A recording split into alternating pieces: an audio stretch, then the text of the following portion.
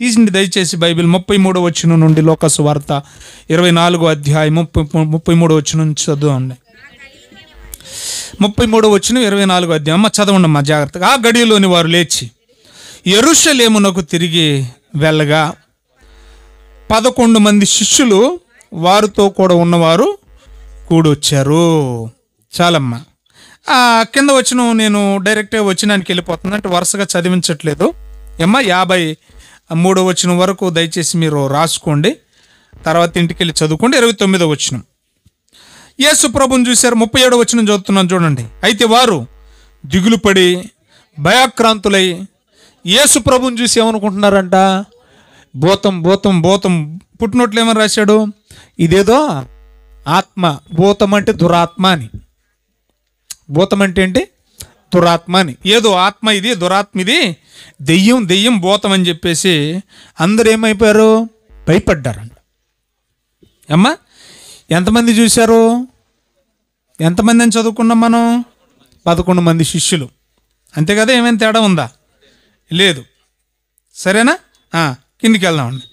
అలా భయపడ్డప్పుడు అప్పుడు ఏం జరుగుతుందో చూడండి. అప్పుడు ఆయన, ఎవరైనా? యేసు ప్రభు. వీళ్ళు భయపడుతున్నారు. రెండోది ఏంటంట? కలవరపడుతున్నారు. ఎందుకని? అసలు ఈ సందర్భం ఏంటి అని అంటే, యేసు ప్రభు పునరుద్ధానుడై తిరిగి లేచిన తర్వాత మొట్టమొదటిగా వీళ్ళకే కనబడుతున్నాడు. అంతకుముందు కనపడ్డప్పుడు వాళ్ళు భయపడలేదు, అంతకుముందు కనబడ్డప్పుడు వాళ్ళు కలవరపడలేదు. సో ఇప్పుడు ఎందుకు భయపడుతున్నారంటే, ఆయన్ని చంపేశారుగా. పునరుద్ధానుడై లేచిన తర్వాత ఫస్ట్ టైం చూస్తున్నారు కాబట్టి వాళ్ళు ఏం చేశారు? అప్పుడు ఉన్నట్లేడు. మరి అప్పుడు ఉన్నది శరీరంతో ఉన్నాడు కదా, ఇప్పుడు మానవ శరీరంతో లేడు. మహిమ శరీరాన్ని ధరించుకొని ఉన్నాడు 3వ దినాన్ని తిరిగి లేచినప్పుడు. కాబట్టి ఆయన దగ్గరకు వచ్చేసరికి ఫస్ట్ టైం చూశారు కనుక పునరుద్ధానుడైన క్రీస్తుని కంగారు పడిపోతున్నారు, భయపడతా ఉన్నారు. ఏమండి? అప్పుడు చూడండి, కలవర పడిపోతుంటే మీకు సందేహం ఎందుకు వస్తుంది అని అంటూ, నేనే ఆయన్ని. మీరు ఎవరి గురించి అయితే ఇప్పుడు దాకా మీరు డిస్కషన్ చేసుకున్నారో కూర్చొని ఒక చోట, ఆయన్ని నేనే అంటే వాళ్ళు కూర్చొని ఈయన గురించే మాట్లాడుకున్నారట. పర్టికులర్గా పేతురు గారు శిష్యుల్ని పిలిపించి ఒక మీటింగ్ వేసి పేతురు గారే చెప్పాడట. ఏమని? ఆయన తిరిగి లేచాడు. ఆ సమాచారం నాకు 2 స్త్రీల వల్ల తెలిసి వచ్చింది. మరియా మగ్దలేనే మరియా అని చెప్పేసి ఆ విషయం అంతా కూడా అమ్మాయి మార్గాన నేను మరొక శిష్యుడు వెళుతూ ఉండగా ఆయన మాకు కనిపించాడు. కేవలం మరియా మగ్దలేని మరి చెప్పడమే కాదు, సాక్షాత్తు నేను యేసు ప్రభు నేనే చూశాను. నాతో పాటు రొట్టె తిన్నాడు. నాతో పాటు ఏం తిన్నాడు? కూర్చొని రొట్టె తిన్నాడు. నేను చెప్తాను, మొత్తం ఎక్స్ప్లెయిన్ చేస్తాను, బాగా వినండి, చాలా చక్కగా ఉంటుంది బైబిల్ అని చెప్పేసి 11 మందితో చెప్పినప్పుడు మరలా అదే సందర్భంలో ఆయన ఏమయ్యాడు? ప్రత్యక్షమయ్యాడు. ప్రత్యక్షమైనప్పుడు ఏం చేస్తున్నారు చూడండి దయచేసి. నేను ఆయన్ని అని అనుటకు నా చేతులు చూడండి, నా కాళ్ళు చూడండి, అవసరమైతే నన్ను పట్టుకొని చూడండి. నాకున్నట్టు మీరు చూచుతున్న ఎముకలు మాంసము భూతానికి ఉండవు. ఏమండి? మహిమ దేహానికి ఉన్నట్లుగా అది ఆత్మ సంబంధమైనవి. ఆ ఎముకలు మాంసం అనగానే అనుకోకండి. ఆత్మ సంబంధంగా ఉన్న దేహానికి ఉన్నట్టుగా భూతానికి దెయ్యానికి ఉండవు అని చెప్పి ఏమంటున్నాడు చూడండి దయచేసి. తన చేతులను పాదాలను వాళ్ళకు చూపించాడు. అయితే వాళ్ళు సంతోషం చేత, అంటే ఇదేంటి? నమ్మితే సంతోషించాలి, నమ్మకపోతే సంతోషం ఏంటి? నమ్మకపోతే భయపడాలి కదా. అంటే ఒకవైపు సంతోషం కానీ ఒకవైపు నమ్మలేని. ఇప్పుడు అనుకుందామండి, అమ్మయ్య కలెక్టర్కి మీరు అప్లికేషన్ పెట్టారు, కష్టపడి చదివారు, ఏమండి అన్నిటికీ సెలెక్ట్ అయిపోయారు, కానీ ఫైనల్గా ఒక ఎగ్జామ్ ఉండిపోయింది. అది లైక్ ఓరల్ టెస్ట్. మీకు ఒక 7 కానీ 8 కానీ కలెక్టర్లు కూర్చొని నిన్ను మధ్యలో కూర్చోబెట్టి అడుగుతారు ప్రశ్నలు. నీవు అగ్రికల్చర్కి సంబంధించినవి చదివితే వాటిల్లో అడుగుతారు, నీవు ఎకనామిక్స్ ఆర్థిక సంబంధమైన వాటి గురించి చదివితే వాటి గురించి అడుగుతారు. లేదా నువ్వు ఫిలాసఫీ గురించి చదివితే వాటి గురించి అడుగుతారు. నువ్వు రాజనీతి శాస్త్రం సివిక్స్ గురించి చదివితే వాటి గురించి అడుగుతారు. వాటిల్లో మనం పాస్ కావాలా. నువ్వు పాస్ అయ్యావా లేదని అప్పుడే చెప్పరు వాళ్ళు. చివరి ఆఖరికి ఒక నోటీస్ ఇచ్చి ఆ నోటీస్లో నీ పేరు ఉందో లేదో చూసుకోమంటారు, అంతే. వింటున్నారా? ఇప్పుడు మీరు కలెక్టర్ ఆ పోస్ట్ కోసం, జాబ్ కోసం ఈ ప్రయత్నాలన్నీ చేశారు. కానీ జాబ్ వస్తుందనే నమ్మకం మాత్రం, పోస్ట్ వస్తుందనే నమ్మకం లేదు. అప్పుడు గంగాధర్ మాస్టర్ గోడ మీద ఉన్న నా పేరు చూశాడంట. నేను చూడలే. ఎవరు చూశారు చెప్పండి? మాస్టర్ చూశారు. వచ్చి చెప్పారు. ఏమన్నారు తెలుసా? పాస్టర్ గారు, మీ కలెక్టర్ ఉద్యోగం వచ్చిందండి. వచ్చింది అన్నందుకు సంతోషం, కానీ నాకు మాత్రం నమ్మకం లేదు, నమ్మబుద్ధి అవుతలేదు. ఇది అందుకు అప్పుడప్పుడు అంటాం మనం, కళ నిజమా? అలా ఉంది ఇలా సిచ్యుయేషన్. నిజమా కళ? యేసుప్రభుని చూస్తున్నావా? నేనే ఆయన్ని చూడండి రా బాబు, నా కాళ్ళు చూడండి, నా చేతులు చూడండి. ఒకవైపు సంతోషం, ఒకవైపు నమ్మలేక ఆశ్చర్యపోతూ ఉంటే ఇంకా నమ్మట్లేదు మీరు. పోనీ మీరు నమ్మడానికి నేనేం చేయాలి? తినడానికి ఏమైనా ఉందా మీ దగ్గర? మీ దగ్గర తినడానికి ఏమైనా ఉందా? మీ దగ్గర ఏమైనా ఉందా? మేము తినగా ఒక రొట్టె ఉంది. రొట్టె ఉందా? చేప ఉందా? చేప మొక్క ఉంది, ఒకటే.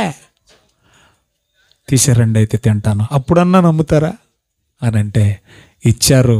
చెప్పండి, తిన్నాడు. తిన్నాడా?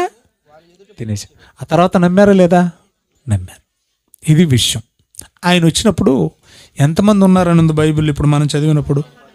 అమ్మా, యోహాను సువార్త అందరు బైబిల్లో పనిచేద్దాం. 20వ అధ్యాయం 19వ వచనం. ఆదివారం సాయంకాలమున శిష్యులు యూదులకు భయపడి, అండర్లైన్ చేయండి ఆ పదాన్ని, యూదులకు. నేను అండర్లైన్ చేయమన్నానంటే ఇది ఖచ్చితంగా అందు లేదు విషయం.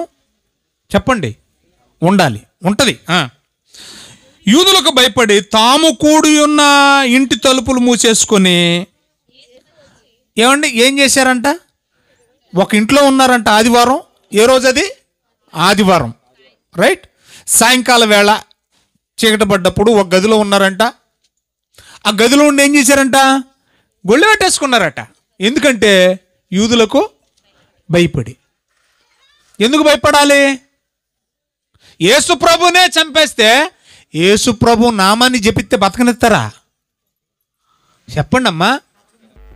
ఇప్పుడు జై శ్రీరామ్ అనకపోతేనే చంపేస్తున్నారు. అర్థమవుతుందా? మరి అలాంటిది వాళ్ళకి భయం ఉండదా? యేసు ప్రభును మామూలుగా చంపారేంటి? మన భాషలో, పల్లెటూరు భాషలో మాట్లాడంటే పిచ్చి కుక్కను ఈడ్చి కొట్టినట్టు కొట్టేశారు, చంపేశారు ఆఖరికి. మరి భయం ఉండదా? మనుషులు కదండి బాబు. కాబట్టి వాళ్ళు డోర్ వేసుకుని ఏం చేస్తున్నారట? లోపల ఉన్నారట. బిక్కుమంట వాళ్ళ ఆరాధన వాళ్ళు చేసుకుంటుంటే గొళ్ళెం పెట్టినా కూడా యేసుప్రభు వాళ్ళ మధ్యకు వచ్చాడంట. దేవునికి మహిమ కలుగును గాక. యేసుప్రభు ఏం చేశాడంట? వాళ్ళ మధ్యకు వచ్చాడట. వచ్చినప్పుడు అక్కడ ఎంతమంది ఉన్నారో ఇప్పుడు మనం జాగ్రత్తగా చూద్దాం. 24వ వచనం డైరెక్ట్గా. 20వ వచనం ఒకసారి చూద్దామండి. 20వ వచనం ఒకసారి చూద్దామండి. ఆయన అలాగూ చెప్పి వారికి తన చేతులు చూపించాడు. ఇందాక అక్కడ కూడా చూపించాడా? Same situation. ఆ తర్వాత తన ప్రక్కను కూడా చూపించాడు. ఎందుకంటే ఆ ప్రక్కలు ఏం చేశారు? బల్లెపోటు పొడిచారు కాబట్టి. శిష్యులు ఆ ప్రభుని చూసి ఇందాక సంతోషించారా? భయపడ్డారా? ఇప్పుడు ఏం చేశారు? ఇంతకి ఇక్కడ ఎంతమంది ఉన్నారు? 24 వచ్చిన చదవాలి. కాదు, సరిగ్గా చూడాలి బైబిల్ ప్లీజ్. యేసు వచ్చినప్పుడు 12 మందిలో ఒకడైన దిదుమ అనబడిన తోమ వారితో లేకపోయెను. ఏమ్మా, 11 మందేనా? అసలు వాస్తవంగా మీరు ఈ సందర్భాన్ని మీరు ఆలోచించినప్పుడు లూకాసు వార్తలు ఏమని వ్రాయబడింది? 24వ అధ్యాయములో 33వ వచనంలో 11 మంది. అంతేనా? అంతే. అంటే అప్పటికే ఇస్కరియోతు యోధ ఏమైపోయాడు? మాట్లాడాలి, చనిపోయాడు కదా. అంటే ఇక్కడ తోమ ఉన్నట్టా లేనట్టా? అప్పటికే ఏదో ఏమైపోయాడమ్మా, చనిపోయాడు కదా. ఉరిపెట్టుకునేగా చచ్చిపోయాడు. ఆ సంగతి ఎవరు చెప్పారు? లోకగారేనా చెప్తా? అపోస్తుల కార్యాలు రాసింది ఎవరు? లోకగారే.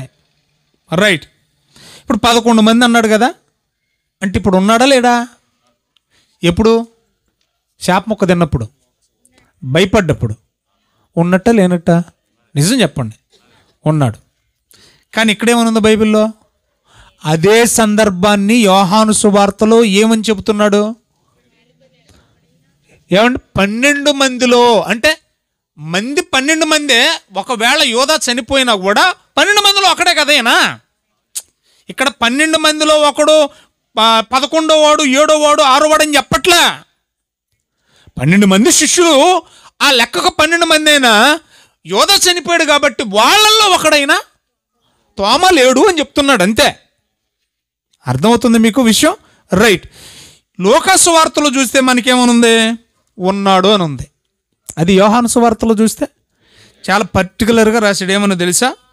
యేసు వచ్చినప్పుడు 12 మందిలో ఒకడైన దిదుమానబడిన తోమ వారితో లేడు. మరి లోక సువార్తలో ఉన్నాడని ఉంది. యోహాను సువార్తలో యేసు ప్రభు వచ్చేటానికి ఆయన లేడని ఉంది కదా. అమ్మా, మీకు వాక్యం అర్థమవుతుందమ్మా? 2 సందర్భాలు ఒకటేనా? 2 సందర్భాలు ఒకటే కదా. మరి ఇలా రాయబడింది ఏంటి? యోహానేమో వేరేగా చెప్తున్నాడు, లోకగారేమో మరోలా చెప్తున్నాడు. లోకగారేమో 11 మంది అంటున్నాడు. ఏమండి? అప్పుడు తోమా కూడా ఉన్నాడని చెప్తున్నాడు. ఇస్కరియోతు యోధ చనిపోయాడు కాబట్టి 11 మంది ఉన్నారంటే తోమా కూడా ఉన్నాడని. సో మరి ఇక్కడికి వచ్చేసరికి ఏమండి? 12 మందిలో ఒకడైనా తోమా లేడు ఆ రోజుని చెప్తున్నాడు. ఇప్పుడు లోకగారు చెప్పింది నిజమా? యోహాను గారు చెప్పింది నిజమా? ఏంటి ఇంత కాంట్రడిక్షన్ ఉంది ఇక్కడ? ఇంత వైరుధ్యం ఉంది అంటే, ఇంత వ్యత్యాసం ఉంది అంటే, ఏకంగా ఒక తల తీసేసినట్టు ఉంది కదా. ఎలా నమ్మాలి బైబిల్ దైవ గ్రంథం అని? మీ బైబిల్లో ఇన్ని వ్యత్యాసాలు పెట్టేసుకొని ఏమండి ఎవరికి నచ్చినట్టు వాడు రాసేసుకున్నారు బైబిల్, ఈ మనుషులు రాసిందని. అందుకే మేము అంటున్నారు. మరి ఏం చేద్దాం?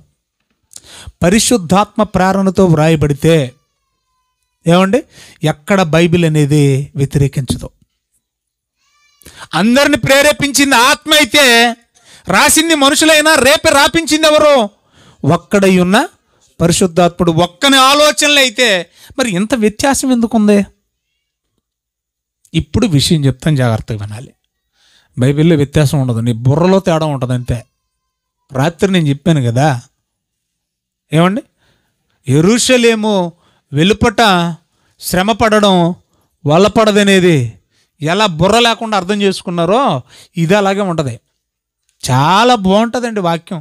అందుకేనండి వాక్యం అర్థమైనోడు ఎలా ఉంటాడంటే దావీదులా చెప్తాడు, అయ్యా ఎప్పుడైనా మీరు మెదడు తిన్నారా? ఏమ్మా మెదడు తిన్నారా? మన మెదడు కాదు, మనం తినే మెదడు ఎప్పుడన్నా తిన్నారా? గోంగూర మెదడు తినలేదా? నిజంగా చెప్పుకొని చెప్పండి. నేను తిన్నా. మెదడు ఎలా ఉంటుంది? చాలా టేస్ట్గా ఉంటుంది కదా. అందుకన్నాడు కొవ్వు మెదడు దొరికినట్టుందంట. ఏంటది? వాక్యం దొరికింది. అది అర్థమైనోడికి అలాగుంటుందండి. అర్థం కానోడికి ఎలాగుంటుందంటే చండ్రకల్ అంటారు, తెలిసి ఏమంటారు మీరు? ఏం కర్ర అది? ఏమంటే కొడతారు కదా, దానికి తాడు ఉంటుంది కర్రకి చివరిలో. అది కాదు, గుర్రాన్ని కొట్టేది దున్నపోతులు కొట్టేది వేరే ఉంటుంది. ఈ మనుషులు కొట్టే కొరడ వేరే. అది తీసుకొని ఏమండి లాగి పెట్టి కొడితే అలాగ ఉంటుంది, అలాగ ఉంటుందండి అర్థం కానివాడికి. కాబట్టి బైబిల్ని జాగ్రత్తగా అర్థం చేసుకుంది. ఏమండి బైబిల్ చదివేటప్పుడు ఒక సూత్రం మిస్ అవ్వద్దండి. యెషయా గ్రంథము 28వ అధ్యాయం 13వ వచనంలో సూత్రం ఉంది. బైబిల్ చదివే ప్రతి వాడికి బేసిక్గా ఒక ప్రిన్సిపల్ తెలియాలి, ఎవరైనా కానీ. అదేంటంటే యెహోవా వాక్యము కథలాగా బాలమిత్ర, బొమ్మరిల్లు, చందమామ ఇలాంటి కథల పుస్తకంలాగా అనగనగా ఒక రాజు ఉండెను, ఆ రాజుకి 7 భార్యలు ఉండెను అని చెప్పేసి మొదలేసి చివరాఖరికి ఆ రాజు చచ్చెను అని వరుసగా ఉండదు. అర్థమవుతుంది మీకు? బైబిల్ అనేది కథ మొదలెట్టి ముగింపు ఎలాగ ఉంటుందో అలా వరుసగా ఉండదు. అలాగుంటే అందులో పజిలే ఉండదు, ఒకసారి చదివి అవతల పడేస్తాడు. వరుసగా ఉందనుకోండి స్టోరీ, ఒకసారి చదివి పక్కన పడేస్తాడు, తెలిసిందే కదా. బైబిల్ మన చేతుల్లోకి వచ్చి దాదాపుగా 1000 సంవత్సరాలు అయినప్పటికీ ఇప్పటికీ కొత్తగా అనిపిస్తుందంటే, ఎవరు చెప్పినా కూడా ఇంకా కొత్త కొత్త వర్తమానాలు వస్తున్నాయంటే ఆలోచించాలి బైబిల్లో ఉన్న మహత్యం ఏంటనేది. వరుసగా ఉంటే చదివి పక్కన పడేసేవాళ్ళు కదా. మరి సేవకులు పుడుతున్నారు, చస్తున్నారు, కానీ బైబిల్ ఒకేలా ఉనింది, ఒకేసారి పుట్టింది, మళ్ళీ మళ్ళీ పుట్టట్లా. తరాలు మారినా, సేవకులు మారినా, సంవత్సరాలు మారినా, ఏమండి బైబిల్ మాత్రం ఒకేలాగుంది. కానీ బోధించే విధానం మాత్రం తరానికి తరానికి కొత్తదనం కనబడతానే ఉంది.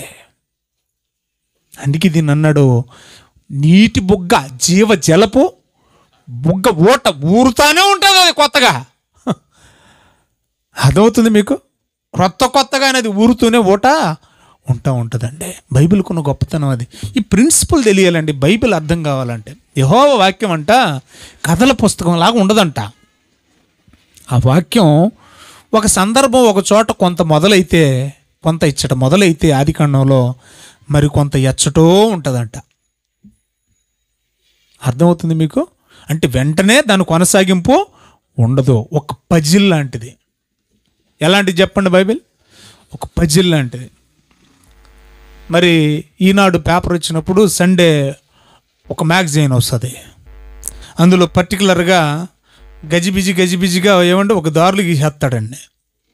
ఏమండి గీసేసి ఒక పక్క పిల్లిని ఎడతాడు, ఒక పక్క ఎలుకని ఎడతాడు. ఇప్పుడు ఈ పిల్లిళ్ళే ఎలుకని తినాలి, దారి చూపించు అంటాడు. పిల్లిళ్ళు ఏం చేయాలి? ఈ దారి చూస్తే ఎలా ఉంటుంది? మామూలు గజిబిజి కాదు, అది పజిల్ అంటే. దాన్ని కనిపెట్టడానికి మనకు చాలా టైం పడుతుంది. అర్థమవుతుందా? స్టార్టింగ్లో మనం పెన్ను తీసుకొని గీసామనుకోండి, పని అవ్వదు. ముందు పెన్సిల్తో ట్రై చేయాలి, ఆ తర్వాత దారి దొరికాక పెన్నుని పెట్టి గీసేయాలి. బైబిల్ దానికంటూ గొప్పదైన పజిల్ అండి. కాబట్టి వాక్యము కొంత ఇక్కడ మొదలైతే దాని కొనసాగింపు ఎక్కడో ఉంటుంది. అందుకన్నాడు ఆజ్ఞ వెంబడి ఆజ్ఞ, సూత్రము వెంబడి సూత్రం ఉంటుంది, కానీ అంతా ఒక చోట ఉండదు, కొంత ఇచ్చట. నేను చెప్పే మాటలన్నీ మీ బైబిల్లో ఉన్నాయనమ్మా? నేను మాట్లాడేది అందులో ఉన్నాయా, లేకపోతే ఏదో చెప్పుకొని వెళ్ళిపోతున్నానా? అందులో ఉన్నదే కదా. కొంత ఇచ్చట, రైట్. ఇప్పుడు ఈ రెండు పట్టేసుకొని నాకు అంత తెలిసిపోయింది, నేను తప్పు పట్టేశాను, నాకంటే పోటుగాడు లేడు, నాకంటే జ్ఞానవంతులు లేడు, ఇన్ని క్రైస్తవులు నాకు దొరికిపోయారు, వాళ్ళ బైబిల్ తప్పుడు బైబిల్ని నిరూపించేశాను అని అనుకోకూడదు. తప్పు. తెలిసిన వాళ్ళు ఎవరైనా ఉంటే చెప్పేటప్పుడు విని నేర్చుకోవడం చాలా మంచిది. ఇప్పుడు విషయానికి వద్దాం, జాగ్రత్తగా విందాం. చాలా సింపుల్గా మీకు అర్థమయ్యే భాషలో చెప్తాను, వినండి. విషయం ఏంటంటే, యేసు ప్రభు తిరిగి లేచాడండి. ముందు స్త్రీలకు కనపడ్డాడండి. అప్పుడు ఆ స్త్రీలు వచ్చి పేతురుకి, మరొక శిష్యునికి, ఆయన పేరు కూడా బైబిల్లో ఉంది, ఇద్దరికి చెప్పారండి. స్టార్టింగ్ బాగా వినాలి. 12 మందికి ఒకేసారి చెప్పలే, లేదా 11 మందికి ఒకేసారి ఆ స్త్రీలు చెప్పలే. మొట్టమొదటిగా ఆ స్త్రీలు చెప్పింది ఇద్దరికే చెప్పారు. ఆ ఇద్దరు ఎవరంటే, ఎమ్మాయి మార్గమున నడిచిన 2 శిష్యులు. వాళ్ళు ఎవరనేది ఇప్పుడు నేను బైబిల్లో రెఫరెన్స్లు చూపిస్తాను, చూడండి దయచేసి. లోక సువార్త బాగా వినాలి. నేను ఇప్పుడు మీకు జవాబిస్తా ఉన్నాను, బాగా వినాలి. సందర్భం చెప్తున్నాను, చూడండి దయచేసి. ఏమ్మా, ఇద్దరిలో ఒకడు పేరు చెప్తున్నాడు చూడండి. అక్కడ 18వ వచనం, 24వ అధ్యాయం 18వ వచనం. వారిలో 24:18 వారిలో క్లియోపా అనువాడు ఒకడు. ఆ స్త్రీలు వచ్చి చెప్పబడిన 2 శిష్యులు ఒకటి పేరేంటి? క్లియోపా. ఇతడు 12 మందిలో ఒకడు కాదు, కానీ యేసుక్రీస్తు శిష్యుడే, అపోస్తలుడు కాదు. యేసు ప్రభుని వెంబడించిన వాళ్ళు 1000 మంది ఉన్నారండి, కానీ అపోస్తలుగా పిలువబడ్డ వాళ్ళు మాత్రం 12 మందే. సో ఈ క్లియోపా అనేవాడు కూడా ఆయన యందు విశ్వాసం ఉంచిన శిష్యుడు, ఒక శిష్యుడు. మరి ఆ రెండో వ్యక్తి ఎవరు? అది కూడా మనం చూద్దాం దయచేసి. అందరు బైబిల్ ఓపెన్ చేయండి. ఏమ్మా, అందరు బైబిల్ ఓపెన్ చేయండి. 34వ వచనం. ప్రభువు నిజముగా లేచి సీమోనునకు కనబడినని చెప్పుకొనుచుండిరి. వింటున్నారా? ఎవరికి కనపడ్డారట? ఒకటి సీమోనికి, రెండోది క్లియోపాకి. ఎక్కడ కనపడ్డాడు ప్రభు? ఎమ్మాయి అనే మార్గము గుండా వెళుతున్నప్పుడు కనపడ్డది ఇద్దరికి. ఆ మార్గాన వెళుతుంది వీళ్ళిద్దరే అని ఎలా చెప్పగలమంటే అక్కడ ఉన్నాయి పేర్లు. ఒక వ్యక్తి క్లేయోపా, రెండో వ్యక్తి సీమోను అనబడిన పేతురు. అంతే కదమ్మా, ఏమైనా తేడా ఉందా? వ్యత్యాసం తేడా ఏమి లేదు కదా. సీమోనుకి ఇద్దరికి కనిపించాడు. ఎక్కడికి వెళ్తుంటే స్త్రీలు వచ్చి చెప్పారండి. అవునా అన్నారు. ఇద్దరు నడిచి వెళుతున్నారు. ఇద్దరు ఎందుకు వెళ్తున్నారంటే మరి ఆ పరిస్థితులు బాగోలేవు కదా. అప్పుడే యేసుప్రభుని సిలువేశారు. అది 3వ రోజు. గందరగోళం ఉంది ఆ రోమ ప్రభుత్వం అంతా కూడా, యెరూషలేము పట్టణం అంతా కూడా. అలా వెళతా ఉంటే వెళతా ఏమని మాట్లాడుకుంటున్నారో చూద్దామండి. ఇదిగో ఆ దినమంది, ఏ దినం? పునరుద్ధానుడై తిరిగి లేచిన ఆ ఆదివారం. చదువుదామండి. 13 వచనం చదవండి జాగ్రత్త. నేను చదువుతాను వినండి. ఆ దినమందే వారిలో ఇద్దరు ఏమండి యెరూషలేమును కామడు దూరంలో ఉన్న ఆ అమ్మాయి అనే మార్గం గుండా వెళతా ఉన్నారు. ఈ సంగతుల గురించి సంభాషించుకుంటా ఉన్నారన్నమాట. ఏ సంగతులు? యేసుప్రభు ఉన్నప్పుడు ఎన్ని కార్యాలు చేశాడో, ఎలాంటి అద్భుత కార్యాలు చేశాడో, ఎలాంటి మహత్యాలు చేశాడో. ఏమండి పిలవండరా నక్కనే, హేరోదా ఎవడికి భయం, ఇక్కడ 3 రోజులు ఉంటాను, చేతనైంది చేసుకోమనండి. అసలు ఏ రోజుని ఎదిరించిన వాడు ఎవడైనా ఉన్నారా? ఇలాగా యేసుప్రభు గురించి వీళ్ళిద్దరు ఏం చేస్తున్నారట? సంభాషించుకుంటా మార్గం గుండా వెళతా ఉన్నాడు. నిజంరా బాబు, అలాంటోడు ఒకడు ఉండాలరా బాబు. విప్లవకారుడు, మహనీయుడు కదా. అది ఏంటండి బాబు, ఉమ్మేసేసి ఆ మట్టలా పిసిగేసి కళ్ళకు పెట్టేసి కళ్ళు రావటం ఏంటండి బాబు? వీళ్ళు డిస్కషన్ చూడండి, మాట్లాడుకుంటా ఆశ్చర్యంగా వెళతా ఉన్నారు. అలాంటి ఆయన లేచాడంట. వీళ్ళు స్త్రీలు చెప్పారు మనతో, నిజంగా కనపడతారంటారా? వీళ్ళ సంభాషణ ఇది. మాట్లాడుకుంటా వెళతా ఉన్నప్పుడు ఏమండి యేసు తానే వాళ్ళ దగ్గరకు వచ్చాడంట. వాళ్ళ వెనకాతల వీళ్ళిద్దరు వెళ్తా ఉన్నారు. ఇలాగా నేను అనుకుంటాను సరదాగా, ఏమంటే భుజం మీద అలా చేతులు వేసుకున్న సరదాగా ఫ్రెండ్స్ లాగా మాట్లాడుకుంటూ వెళ్తా ఉంటే వెనకాల నుంచి వచ్చాడా? ఆయనే వచ్చాడంట. వచ్చాడు. కానీ ఆయన ఎవరనేది వాళ్ళు గుర్తుపట్ల. అప్పటికి పునరుద్ధానుడి తిరిగి లేచింది ఆ రోజేగా. అదే రోజు అని ఉంది కదా, అదే దినమందని ఉంది కదా, ఉందా లేదా? 13 వచనంలో. రైట్. ఇప్పుడు వెనకాతలు వచ్చాడు, కానీ ఆయన గుర్తుపట్టట్లే. వీళ్ళు గుర్తుపట్టారని ఉందా? గుర్తుపట్టలేదండి. బాగా చూడాలి దయచేసి, ఎందుకంటే వాళ్ళ కళ్ళు మూయబడిను. బైబిల్ జాగ్రత్తగా చూడాలి. కంటిన్యూ చేద్దామండి. ఆయన మీరు నడుచుచు ఒకరితో ఒకరు ఏంటి మాట్లాడుకుంటూ ఉన్నారు? ఏంటి దేని గురించి మీరు డిస్కస్ చేస్తూ ఉన్నారు అని అంటే, పాపం అప్పటికి వాళ్ళు చాలా ఏడ్చున్నారంటండి. మొహాలన్నీ కూడా వాసిపోయి ఉన్నాయంట, ఊదిపోయి ఉన్నాయట. బాగా ఏడ్చిన వాళ్ళ మొహం ఎలా ఉంటుంది? కళ్ళు ఎర్రగా చింతపిక్కలాగా అయిపోయి మొహం అంతా వాచిపోయి, కళ్ళు వాచిపోయి ఉంటాయి. ఇప్పుడు యేసుప్రభు వెనకాల ఉండి వచ్చాడు. ఏమండి అదే మాట చెప్తాడు కదా, ఇందాక ప్రవీణ్ టచ్ చేశాడు. 5వ అధ్యాయంలో దుఃఖపడు వారు ధన్యులు, వారు ఓదార్చబడుదురు. చాలా దుఃఖించారండి. అప్పుడు వెనకాల ఉండొచ్చారు. నాయనా ఓ చిన్నోడా పెద్దోడా, ఎరా ఏంటి మాట్లాడుకుంటా ఉన్నారు అని అంటే, అదేంటండి మీది ఈ ఊరు కదా? ఈ ఊరు కాదు, ఈ ఊరే. మరి న్యూస్ మీడియాలో ఏమవుతుందో తెలుస్తలేదా? గత 2 వారాల నుండి ఏం జరుగుతుందో తెలుస్తలేదా మన ఊర్లో? ఆయన ఈడ్చేసి కొట్టారు, ఈ విషయం తెలియదా? అన్ని న్యూస్ ఛానళ్ళకు వచ్చాయి. అంటే ఈ కాలాన్ని బట్టి మాట్లాడుతున్నాను నేను. వాళ్ళ సంభాషణ అన్ని ఛానళ్ళకు వచ్చాయి, అన్ని పేపర్లలో వినపడింది. ఎక్కడ చూసినా కూడా 144 సెక్షన్ విధించబడింది. ఆఖరికి ఆయన సమాధి దగ్గర కూడా 144 సెక్షన్ విధించబడింది. సైనికులందరూ కాపలా కాశారు. ఆ మహనీయుని చంపేశారండి బాబు. నీకు తెలియదా ఈ విషయం అని ఆయన గురించి ఆయనకి చెప్పేస్తున్నారు. ఆయన గురించి ఏం చేస్తున్నారు? ఆయనకి చెప్పేస్తున్నారు. ఎందుకంటే ఆయన ఎవరో వాళ్ళకి అర్థం కావట్లేదు. ఈ సంభాషణ అంతా విన్న తర్వాత ఆయన జాయిగా జోక్యం చేసుకుంటున్నాడు. చూడండి ఎలాగంటే, చూడండి అలా కంటిన్యూ చేయండి, చాలా బాగుంటుంది. ఏమండి మాట్లాడుతూ ఉన్నప్పుడు మన ప్రధాన యాజకులు వీళ్ళందరూ కూడా ఆయన అప్పగించి సిలువేశారు కదా, ఈ సంగతి మీకు తెలియదా? ఈ ఊరు అంటున్నావు, ఇశ్రాయేలీలు విమోచించబోయేవాడు ఈయనేనని మేము నిరీక్షించాం కదా. ఇదిగాక ఈ సంగతులన్నీ జరగడం 3 రోజుల నుంచి మొదలైతే నువ్వు ఎక్కడున్నావు బాబు, ఏ కలుగులో దాక్కున్నావు, ఈ ఊరు అంటున్నావు, ఇవన్నీ తెలియదా? ఊరంతా వల్లకాడైపోయింది, ఊరంతా గోలగోల, ఎవరికి మనశ్శాంతి లేదు, ఎవరు తిండి తింటలేదు అని తెలియబడని యేసును గూర్చి వాళ్ళు మాట్లాడుతూ ఉన్నారు. అంటే ఈయన యేసు అన్న సంగతి వాళ్ళకి తెలియదు. ఇవన్నీ మాట్లాడుతూ ఉన్నారు చూడండి. అయితే మాలో కొందరు స్త్రీలు ఈ విషయాలు కూడా చెప్పేస్తున్నారు. మాలో ఉన్న కొందరు స్త్రీలు తెల్లవారుగానే సమాధి దగ్గరికి వెళ్ళారయ్యా, ఊర్లో జరుగుతున్నదంతా చూడు బాబు. ఏం జరుగుతుందంటే ఆయన దేహం చెప్పండి కనపడలేదు. ఆయన ఏమో ముందే చెప్పేశాడు 3 దినాన్ని తిరుగులేస్తానని. ఈ ఆడవాళ్ళు చూసారు కానీ లేడంట. కొందరేమో దేవదూతలు వాళ్ళకి కనిపించి అమ్మాయిని బతికేసాడమ్మా లేడు అని చెప్పారంట. మాకేమో కలవరం విస్మయం, మా కంగారులో మేము ఉన్నాం బాబు, నువ్వేమో ఈ ఊరు అంటాం. ఇవన్నీ తెలియదా లేదా నీకు? ఇవన్నీ తెలియట్లేదు నీకు? 24 మాతో కూడా ఉన్నవారిలో కొందరు సమాధి దగ్గరికి వెళ్ళారు, స్త్రీలే. అలాగే వెళ్ళినప్పుడు ఏమండి వాళ్ళు కూడా ఆయన్ని చూడలేదంట.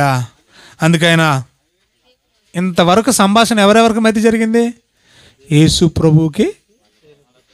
యేసు ప్రభువుకి ఎమ్మాయి మార్గమున నడుస్తున్న 2 శిష్యులకు. ఓకేనా? ఇంతవరకు మాట్లాడింది ఎవరు ఈ ముగ్గురులో? యేసు ఇంతవరకు ఏమి జస్ట్ ప్రశ్నించాడు అంతే. ఏం జరిగింది బాబు? రైట్, ఇంతవరకు మాట్లాడింది వీళ్ళిద్దరే. వాళ్ళంతా మాట్లాడాక ఇప్పుడు ఆయన మొదలెట్టాడు చూడండి. ఇక నుంచి 25 వచనం. అందుకు ఆయన అవివేకులారా, నాకు తెలియదు అనుకుంటున్నారా? నాకు తెలుసు అంటే మీ అంత తెలియపోయినా మామూలుగా మాట్లాడుతున్నారు. ఏదో పెద్దరికంగా మాట్లాడతారు కదా. మీ అంత తెలియకపోయినా నాకు ఏదో కోత తెలుసు కదా, నేను చెప్తాను వినండి. ప్రవక్తలు చెప్పిన మాటలన్నీ నమ్మని మందమతులారా. ముందే చెప్పేశారు కదా ప్రవక్తలు. మోసే చెప్పలేదా? అబ్రహాము చెప్పలేదా? చాలామంది చెప్పారు కదా. చూడండి దయచేసి. దానియేలు చెప్పలేదా? మీకా చెప్పలేదా? క్రీస్తు ఎలాగూ శ్రమపడి, ప్రవక్తలు ఏం చెప్పారు చూడండి. క్రీస్తు శ్రమపడాలని. ఇప్పుడు ఈయన ఓపెన్ అయిపోయాడు. ఎవరంట ఆయన? వాళ్ళ పేరు చెప్పలే. ఈయన ఏకంగా పేరు చెప్పేస్తున్నాడు. చంపబడిన ఆయన క్రీస్తు కదా, నాకెందుకు తెలీదు? ఎక్కడికి వెళ్ళావని తిరగేసి నన్ను అడుగుతున్నారు మీరు. దాని గురించి అని మీ డిస్కషన్ అయితే నేను చెప్తాను వినండి. చనిపోయి తిరిగి లేచి మహిమలో ప్రవేశించాలన్న సంగతి మీకు తెలీదా? మోషేయు సమస్త ప్రవక్తలు అన్నాడు చూడండి. పాత నిబంధనలలో ఎంతమంది ఉంటే లిస్టు అంతమంది ప్రవక్తలు మొదలుకొని లేఖనాలన్నింటిలో ఆయన్ని గురించే కదా మాట్లాడారు. ఆయన గురించే కదా, ఆయన గురించిన వచనాల భావమే కదా తెలిపారు. ఇంతలో తాము వెళుచున్న గ్రామం దగ్గరకు వచ్చింది. ఎమ్మాయి మార్గంలో వెళుతున్నారు. వెళ్ళాలనుకున్న గ్రామానికి దగ్గర పడ్డారంట. వచ్చినప్పుడు ఇంకో కొంత దూరం వెళుతున్నట్టు కనపడ్డాడు. ఆ తర్వాత ఆపడలేదట. వినాలి. వెళుతున్నట్టు కనిపించాడు. కొంత దూరం వెళ్ళేసరికి ఏమైపోయాడు? కనపడలేదంట. కానీ సాయంకాలం అయిపోయింది. ఏమండి పొద్దుగుంకిందంట. మాతో కూడా ఉండమని చెప్పి ఆయన్ని బలవంతం చేశారంట. అంటే మళ్ళీ కనిపించాడనే కదా. బలవంతం చేస్తే ఆయన వాళ్ళతో కూడా ఉండడానికి లోపలికి వచ్చాడంట. పునరుద్ధానుడైన క్రీస్తేనా? మాట్లాడాలి. ఇప్పుడు వాళ్ళతో వచ్చాడండి. ఎంతమంది? అది మిస్ అవ్వకండి, బాగా వినాలి బైబిల్. రైట్. సాయంకాలం వేళ ఆ రోజే ఒక గదిలో 3 ఉన్నారండి. ఆయన వారితో కూడా ఏం చేశాడు? భోజనానికి కూర్చున్నాడు. ఒక రొట్టె పట్టుకున్నాడు, దేవునికి స్తోత్రం చేసి వారికి ఇచ్చి, ఇది మామూలుగా ఆకలి తీరడానికి తినే రొట్టె, వేరే అనుకోకండి. ఎందుకంటే మత్తయి సువార్త చివరి అధ్యాయాల్లో 26వ అధ్యాయం పర్టికులర్గా మనం చదువుతుంటే ఇక ఇదే లాస్ట్. నేను మరి ఎప్పటికీ రొట్టె ద్రాక్షరసం పుచ్చుకోనని చెప్తాడు. మరి తిరిగి లేచిన తర్వాత ఇది ఆ రొట్టె అయితే కాదు. అర్థమవుతుంది మీకు? ఇది ఆకలి తీరటానికి తిన్న రొట్టె. ఇంక నేను ఇంకా చాలా డీప్గా వెళ్ళిపోతే మీకు అర్థం కాదని కన్ఫ్యూజ్ అవుతారని నా బాధ. కాబట్టి ఈ తిన్న రొట్టె ప్రభు వల్లకి సాదృశ్యమైంది కాదు. రైట్, కంటిన్యూ చేద్దాం. సందకాడ అయిపోయింది, ఆకలి టైం కాబట్టి తిన్న రొట్టెది. కంటిన్యూ చేద్దాం. రత్తిలా వారి కన్నులు ఎప్పుడు ఆ గదిలో ఉన్నప్పుడు, దారిలోనా గదిలో అంటే అప్పటి వరకు ఏమైపోయాయని చదువుకున్న వాళ్ళ కళ్ళు 17 వచ్చిన చదువుకున్నావా? ఇప్పుడు కళ్ళు ఏమైనాయి అంట? తెరవబడ్డాయి. చూశారా? చూశారు. క్లేయోప చూశాడు, పేతురు కూడా చూశాడు. బాగా వినాలి. అప్పుడు ఆయన గుర్తుపెట్టారంట. గుర్తుపెట్టారా? గుర్తుపెట్టిన తర్వాత ఆయన కనిపించకుండా అదృశ్యపోయాడు. ఇప్పటికి ఎలా ఉంటుంది పేతురు ఆనందం ఒక్కసారి మీరు ఆలోచించండి. కేవలం మరీ చెప్పింది, మగ్ధలేని మరీ చెప్పిందని కాదు, నేను కళ్ళారా మహానుభావుణ్ణి చూశాను, నా యేసు సజీవుడు. ఎంత ధైర్యం వస్తుందో ఒకసారి ఆలోచించండి. ఆయన నమ్ముకున్న నన్ను చంపినా కూడా నేను కూడా ఇలాగే తిరిగి లేస్తాను. చావుకు భయపడి అంతవరకు గదుల్లో దాక్కొని ఏమండి గొళ్ళాలెట్టుకొని ఆరాధనలు చేసుకునే వాళ్ళు సైతం అపోస్తల కార్యాలు మొదలు పెడితే వాళ్ళు ఎంత ధైర్యంగా సేవ చేశారో మీకు తెలుసు. 4:17 చాలాసార్లు చదువుకున్నాం అపోస్తల కార్యాల్లో. నీ మాట వినాలా, దేవుడు మాట వినాలా? మీరే చెప్పండి. మీరు చంపినా పర్లేదు, మేము ఆయన్ను గూర్చి కన్నవాటిని విన్నవాటిని మేము చెప్పకుండా ఉండలేదు. చంపుతారా? రండి చంపండి. ఎలాగొచ్చిందా ధైర్యం? పునరుద్ధానుడైన ఈ క్రీస్తుని సాక్షాత్తు కల్లారా చూశాడు. చూసిన తర్వాత ఏం జరుగుతుందో చూడండి దయచేసి. అప్పుడు వారు ఆయన త్రోవలో ఏమేమి డిస్కస్ చేశాడో, ఏ లేఖనాల గురించి మాట్లాడాడో అవి మాట్లాడుతున్నప్పుడు అంట హృదయంలో మండిందంట. నిజమే కదా, నిజమే కదా. మన ఊర్లో జరిగిన గొడవ గురించి మాట్లాడుతున్నాం, కానీ ప్రవక్తలు చెప్పిన సందర్భాలు ఆయన ఎత్తి చెప్పాడంటే మనం గుర్తించలేకపోయాం, మన కళ్ళు మూసుకుపోయాయే అని చెప్పేసి గుండెల్లో మంట పుట్టిందంట. దాన్ని ఏమంటామంటే రోషం, పౌరుషం. అలా చెప్పుకున్నారట. చూడండి, అక్కడి నుంచి జాగ్రత్తగా వినండి. ఆ గడిలోనే వారు లేచి, ఎవరు లేచి? ఇద్దరే. అది మిస్ అవుద్ది అంటున్నా నా కాంటెక్స్ట్. వెళ్ళారట. అక్కడికి వెళ్ళిన తర్వాత కూడుకున్నారంట. ఎంతమంది? అది మ్యాటరు. ఇప్పుడు ఫస్ట్ ఎవరికి కనిపించాడు? స్త్రీలకి. ఆ తర్వాత ఎవరికి కనిపించాడు? 2 శిష్యులకు. అంతే కదండి? రైట్. వీళ్ళు చూసిన వీళ్ళు ఇద్దరు లేచి మరలా వెళుతూ ఉన్నారట. ఏమండి? యెరూషలేముకి తిరిగి వెళ్ళారట. అంటే అక్కడ కూడుకున్నది ఎక్కడ? ఈ అమ్మాయి. ఇప్పుడు అక్కడ నుంచి తిరిగి ఎక్కడికి వచ్చారు? యెరూషలేముకి. ఇప్పుడు యెరూషలేముకి వచ్చిన తర్వాత సమకూడుతున్నారు ఎవరు? 11 మంది శిష్యులు. అందుకని బాగా వినాలంటున్నాను నేను వాక్యాన్ని. యెరూషలేముకి వచ్చాక 11 మంది కూర్చుంటే అప్పుడు చూసిన ఆయన చెప్తున్నాడు. చూసింది ఎవరు? పేతురు. ఏమని చెప్తున్నాడంటే, ప్రభు నిజంగా లేచాడురా, నేను నా కళ్ళారా చూశానురా అని చెబితే ఆ విషయాలన్నీ వీళ్ళు ఏం చేస్తున్నారట? చెప్పుకుంటా ఉన్నారట, డిస్కస్ చేసుకుంటా ఉన్నారట. ఏమండి? ఆ త్రోవలో జరిగిన సంగతులు, ఆ తర్వాత అమ్మాయి మార్గం గుండా వెళ్ళి ఆ గ్రామానికి వెళ్ళి ఆ గదిలో వాళ్ళు రొట్టె తిన్న సంగతులు, ఇవన్నీ వీళ్ళు మాట్లాడుకుంటున్నారంట. అర్థమవుతుంది మీకు? మాట్లాడుకుంటున్నారే తప్ప ఇక్కడ యేసు ప్రభు వాళ్ళకి ప్రత్యక్షము కాలే. ఎక్కడా? ఈ 11 మంది కూడుకున్నప్పుడు వాళ్ళు జస్ట్ కూడుకున్నారు తప్ప అక్కడ యేసు ప్రభు వచ్చాడని లేదు. వింటున్నారా? అర్థమవుతుందా? రైట్. ఇక మనం కిందికి వెళ్ళిపోతే కింద వచనాలు మనం చదువుతున్నప్పుడు ఇలాగ మాట్లాడుచు, ఏమండి అంటే అలా జరుగుతూ ఉన్నాయి రోజులు. ఇలాగ మాట్లాడుతూ అంటే ఆ రోజే అది సంభాషణ కంటిన్యూ అని కాదు. అందుకన్నాను యెహోవా వాక్యం కొంత ఇచ్చట కొంత వచ్చట, సమయం తెలియాలి, సందర్భం తెలియాలి, కాలం తెలియాలి, భావం తెలియాలి, అర్థం తెలియాలి. ఇలా జరుగుతూ ఉన్న కాలంలో ఒకరోజు ఏమైందంటే ఆయన కనిపించాడు. 11 మంది కూర్చున్నప్పుడు లేడు, రాలేదు. కూర్చున్న వాళ్ళు ఏం చేశారని ఉంది అక్కడ. ఒకరికొకరు ఏమండి కూడి ఉన్నారు, కూడి వచ్చారు అని చెప్పాడంతే. వచ్చిన తర్వాత సీమోనుకు కనిపించాడని వాళ్ళు డిస్కషన్ చేసుకున్నారు, అంతేగాని యేసు ప్రభు వారికి ప్రత్యక్షం కాలేదు. ఆ తర్వాత యేసు ప్రభు ఏం చేశాడంటే ప్రత్యక్షమయ్యాడు. ఎంతమంది అనేది ఇక్కడ లేదు, కింద ప్యాసేజ్ ఉంది చూసారా, 36వ వచనం నుండి 43వ వచనం వరకు ఉన్న ప్యాసేజ్లో ఏమండి, ఎంతమంది అనేది అక్కడ లేదు, కానీ ఆయన మాత్రం శిష్యులకు ప్రత్యక్షమయ్యాడు. చెప్పాలి, చూడండి, దెయ్యానికి పోతానుకున్నట్టు నాకు ఇలాగ లేవు, నాకు ఎముకలు ఉన్నాయి. ఏమన్నాడు? మాంసం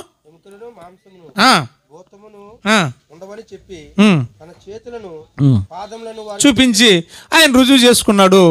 ఈ సందర్భం 11 మంది కూడుకున్న సందర్భం ఒకటి కాదు. అక్కడ కూడుకొని డిస్కషన్ చేసుకున్నప్పుడు యేసు ప్రభు ప్రత్యక్షం కాలేదు. ఇప్పుడు మళ్ళీ వెళదాం మనం, రండి. ఏమండి, యోహాను సువార్త లాస్ట్ వచ్చిన బాగుంటుందండి. నేను లాస్ట్లో టచ్ చేసి వచ్చిన బాగుంటుంది. అందుకని ఎవరు కూడా డిస్కరేజ్ అవ్వద్దు, నీరసించిపోవద్దు. చాలా సీరియస్గా వినండి, ఆసక్తితో వినండి దయచేసి.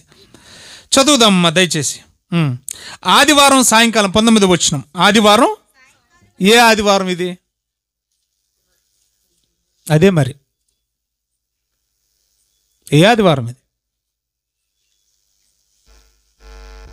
అందుకనే బైబిల్ బాగా చదవమంటాను నేను. ఎందుకు ఆ మాట చెప్తున్నానంటే, ఇందాక యేసు ప్రభు వాళ్ళకి ప్రత్యక్షమైనప్పుడు వాళ్ళు భయక్రాంతులైనుంది. భయపడ్డారు లేదా? భయపడ్డారు. ఇక్కడికి వచ్చేసరికి అది ఫస్ట్ టైం, అది లోకాసు వార్తలో కనిపించింది ఫస్ట్ టైం కాబట్టి భయపడ్డారు. ఇప్పుడు ఇక్కడ చూడండి, 20వ వచనం చదవండి. ఆయన వాళ్ళకి కనిపించిన తర్వాత రెండో లైన్, శిష్యులు ప్రభుని చూసి, అంటే ఫస్ట్ టైం కాదు కదా, అయితే అది ఫస్ట్ ఆదివారం కాదు, అంతే కదా, ఫస్ట్ ఆదివారం కాదు, కానీ ఏదో ఒక ఆదివారం, అయితే ఆ ఆదివారం మాత్రం కాదని మీరు ఎలా చెప్తారంటే, నేను చెప్పలే, ఆ లోకా గారే చెప్పారు. ఏ లోకా గారు అయితే ఆయన పునరుద్ధానం గురించి రాశాడో అదే లోకా గారు అపోస్తుల కార్యాలు కూడా రాశాడు. అపోస్తుల కార్యాలు ఇప్పుడు చూడండి, మర్చిపోయే రెఫరెన్స్ ఉంటుంది, మీరు చదువుకొని ఉంటుంది, మీరు తెలిసే ఉంటుంది, కానీ దాన్ని లింక్ తెలియదు అంతే మీకు. చూడండి, ఇప్పుడు ఆ ఆదివారం కాదు అని చెప్పడానికి ఇది మరొక ఆదివారం. అంటే 24వ అధ్యాయం లోకాసు వార్తలో వాళ్ళు కూడి ఉన్నప్పుడు వాళ్ళతో పాటు తోమా ఉన్నాడు, కానప్పుడు యేసు ప్రభు ప్రత్యక్షం కాలేదు. ఆ తర్వాత వాళ్ళు భయపడ్డారు, చూసారా? ఆ సందర్భం వేరు, దానికంటే ముందటి సందర్భం ఇది. యోహాను సువార్తలో మనం చదివేది ఏమండి, దానికంటే ముందటి సందర్భం. జాగ్రత్తగా చూడండి దయచేసి, చదవండి అందరూ, బైబిల్ ఓపెన్ చేద్దాం. 1వ అధ్యాయం తీసారమ్మా, 3వ వచనం చదివండి డైరెక్ట్గా. ఆయన శ్రమ పడిన తర్వాత, అంటే పునరుద్ధానుడే లేచిన తర్వాత ఎన్ని రోజులు ఉన్నాడంట భూమి మీద యేసు ప్రభు? భూమి మీద యేసు ప్రభు ఎన్ని రోజులు ఉన్నాడు? ఇప్పుడు ఆయన తిరిగి సమాధిని చేయించి లేచాక భూమి మీద ఉన్నాడా? ఉన్నాడు. ఎన్ని రోజులు ఉన్నాడని ఉంది బైబిల్లో? 40 రోజులు. 40 రోజులు కనపడకుండా ఉన్నాడా? ఏమ్మా, రోజు ఆయన ఏం చేస్తున్నాడు?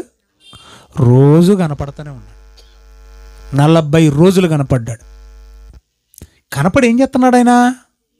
చూడండి, అక్కడే చెప్పాడు, దేవుని రాజ్య విషయములను వాళ్ళకి బోధించుచు, అనేక రుజువులు వాళ్ళకి చూపించుచు, తన్ను తాను సజీవుడుగా ఎన్నిసార్లు కనపరుచుకున్నాడు? ఎన్ని రోజులు కనపరుచుకున్నాడు? సార్లు తెలియదు కానీ రోజులు మాత్రం 40 రోజులు కనపరుచుకున్నాడు. మరి ఆయన కనపడింది బాగా వినాలి, లోకాసు వార్త 24వ అధ్యాయంలో కనపడిన రోజే. యోహాను సువార్త 20వ అధ్యాయంలో కనపడని నేను ఎందుకు అనుకుంటున్నావు నువ్వు?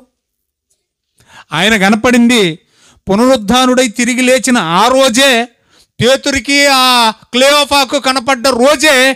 ఆ ఆదివారమే ఈ ఆదివారం అని ఎందుకు అనుకుంటున్నావు? నీకు అర్థమవుతుందమ్మా? క్లేయోఫాకు పేతురు కనపడ్డది పునరుద్ధానుడై తిరిగి లేచిన రోజు, అది ఆదివారమే కదా. మరి ఆ ఆదివారమే ఈ ఆదివారం. ఏ ఆదివారం? యోహాను సువార్త 20వ అధ్యాయము 19వ వచనంలో ఉన్న ఆదివారం అని ఎందుకు అనుకుంటున్నావు? ఆదివారం ఈ ఆదివారం అయితే అది మొదటి చూసింది, అయితే అప్పుడు భయపడ్డారు కదా. ఇదే ఫస్ట్ ఆదివారం అయినప్పుడు ఇక్కడ కూడా ఏం చేయాలి? వాళ్ళు భయపడాలి కదా. మరి ఆదివారం ఈ ఆదివారం అని ఎందుకు అనుకుంటున్నావు? ఆ ఆదివారం ఈ ఆదివారం కాదనడానికి రుజువు ఏంటంటే, ఆయన భూమి మీద 40 రోజులు ఉన్నాడంటే, ఈ 40 రోజుల్లో ఎన్ని ఆదివారాలు వస్తాయి చెప్పండి? నెల 10 రోజులు. ఆ ఆదివారం ఈ ఆదివారం అని ఎందుకు అనుకుంటున్నావు అంటే, యేసు ప్రభు ప్రత్యక్షమైన ఒక ఆదివారం చెప్పాలి, తోమ లేడు. ఆ తర్వాత మరొకసారి ఆయన ప్రత్యక్షమయ్యాడు. ఏమండి? అప్పుడున్నాడు. అర్థమవుతుందా? అప్పుడు కూడా నేను నమ్మనన్నాడు కనుక, యేసు ప్రభు సాక్షాత్తు ప్రత్యక్షమయ్యాడు కనుక నమ్మలేదు. శిష్యులు చెప్పినా నమ్మలేదు. సాక్షాత్తు యేసు ప్రభు కళ్ళ ముందు ఉన్నా కూడా నమ్మలేదు. నువ్వు నమ్మవా? చూచు నమ్మవానికంటే చూడక నమ్మవాడు ధనుడు. నువ్వు కావాలంటే నా డొక్కలేడతావో చేతులేడతావో ఏలిటి సూర్రబాబు నీ దండం పెడతాను, కానీ నమ్మురా నాయన. నమ్మాడే లేదా? నమ్మాడు. ఇందు మూలంగా ఇప్పుడు చెప్పండి, అక్కడ 11 మందిని రాశాడు చెప్పాలి, ఇక్కడేమో తోమ లేడన్నాడు. తోమ లేకపోతే ఎలాగండి? అక్కడేమో ఉన్నాడని రాశాడు, ఇక్కడేమో లేడని. అవునరా నాయన, అక్కడ ఉన్నది నిజమే, ఇక్కడ లేనిది నిజమే. ఆయన వచ్చిన మొదటిసారి లేడు, రెండోసారి వచ్చినప్పుడు ఉన్నాడు. అయిపోయింది. ఆయన వచ్చింది ఒకే ఆదివారం కాదు, ఒక్క ఆదివారమే రాలేదు, చాలా ఆదివారాలు వచ్చాడు. అర్థమవుతుంది మీకు? ఒక ఆదివారం ఉన్నాడు, అది ఫస్ట్ టైం. రెండో ఆదివారం లేడు, చూశాడు, అయిపోయింది. అది కాదండి కావలసింది, యేసు ప్రభు తిరిగి లేచాడా లేదా, ఇది కావాలి. ఇలాంటి తింగర ప్రశ్నలు వేసేది, అక్కడ ఉన్నాడంట ఇక్కడ లేడంట, ఈ తింగర ప్రశ్నలు కాదు. ఇంత మాత్రానికి జుట్టు బీకేసుకోవాలా? తప్పు పట్టేసాం. ఏం పట్టావు నువ్వు? గాడిద గుడ్డు ఏం పట్టావు? ఇప్పుడు చెప్పేశాను లేదా? 40 రోజులు ఉన్నారా నాయనా, నువ్వు ఆదివారం ఆదివారం అనుకుంటే అలాగా. కాబట్టి ఇక్కడ ఎవరైనా సరే ఆలోచించవలసిన సత్యం ఏంటంటే, ప్రపంచంలో దేవుళ్ళు అనబడిన వారు ఎంతమంది ఉన్నా నా యేసులాగా పునరుద్ధానుడు ఎవడైనా తిరిగి లేచాడా? దానికి సమాధానం చెప్పాలా. ఒకవేళ ఉంటే చరిత్ర పుటల్లో క్రీస్తు పూర్వం, క్రీస్తు శకం అని ఎందుకు పెట్టారో చెప్పాలా. ఆయన్ని ఎందుకు శక పురుషుడిగా ఎంచుకున్నారు? Because he has resurrected. ఆయన తిరిగి పునరుద్ధానుడై లేచాడు. ఆ దమ్ము చూడు, నువ్వు తప్పులు పట్టుకో. యేసు ప్రభు చాలా గొప్పవాడు ప్రియులారా. కాబట్టి పునరుద్ధానుడైన అందుకంటా ఉంటాడు పౌలు గారు పత్రికలో రాసేటప్పుడు రాస్తూ ప్రతిసారి టచ్ చేస్తాడేమో తెలుసా, నేను పునరుద్ధానుడైన క్రీస్తును ప్రకటిస్తున్నాను, నేను సిలువ వేయబడిన క్రీస్తును ప్రకటిస్తున్నా. మీరు చంపేశారు, అయిపోయింది చరిత్ర అనుకున్నారు. చావుతోనే చరిత్ర మొదలైంది. చరిత్రకు అనగా హిస్టరీకి మూల కారకుడు ఆయన అయ్యాడు. ఆయన గురించే నేను ప్రకటిస్తున్నాను అన్నాడు. దేవుడి మాటలు మన వెనుకల్లో ఫలింపజేయునుగాక.